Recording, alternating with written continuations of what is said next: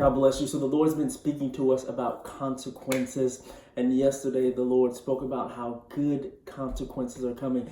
The consequences from our obedience. There are good consequences are coming. So we've dealt with really in this time the consequences when we are disobedient, the consequences when we're not in position, and even the consequences, the godly, good consequences from being at the right place at the right time. But last night the Lord spoke to me about the consequences of indecision. The consequences of indecision. A lot of times when God is speaking to us and He's bringing us into an uncomfortable place, a place that is unfamiliar, a place that is scary, a place that requires faith to activate and faith to maintain, we actually believe that it's safer to make no decision.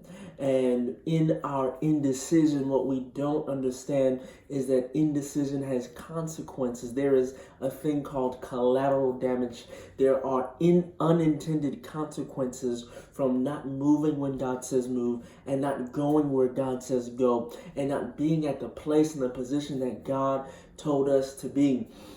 So it's not just about the things that we commit against God, but it's ultimately about the things that we avoid, the things that we excuse ourselves from doing because it requires faith and it requires our willingness to renounce our comfort to obey God. And we begin to hear from the Lord so much on so many issues in so many areas that we begin to put the voice of the Lord in the background, and we begin to equate the voice of God with our own voice, with the voice of another human.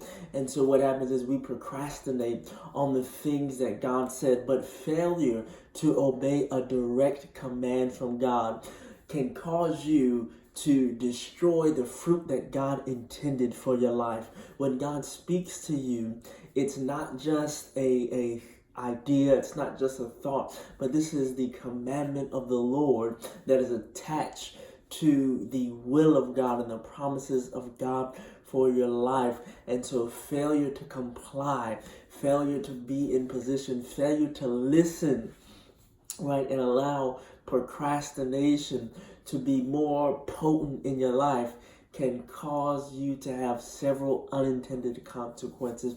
And the Lord does not want you to reap from the consequences of your indecision. He does not want you to reap from the consequences of what you did not do. He does not want you to reap from the consequences of your silence or the consequences of your unwillingness to move. Even your indecision is a decision. So it's time to step into what God said so that you can reap the good consequences that are coming in the realm of your obedience.